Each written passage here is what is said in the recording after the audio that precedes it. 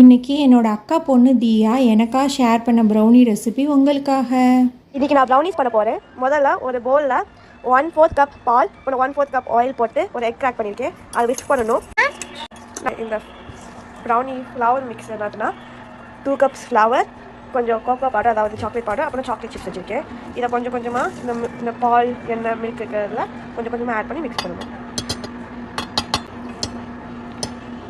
First கொஞ்சம் add பண்ணிவிட்டு கொஞ்சம் நல்லா மிக்ஸ் பண்ணிட்டு அப்படி இதை கொஞ்சம் ஆட் பண்ணணும்.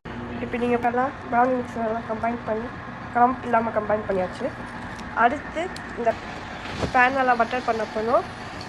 இந்த ப்ரௌனி மிக்ஸ் எடுத்து இதில் போடலாம். ப்ரௌனி மிக்ஸை பேனில் போட்டாச்சு. அடுத்து அவனில் வைக்கணும். அவனை 350 டிகிரிஸ்க்கு ஹீட் பண்ணி வச்சிருந்தேன்.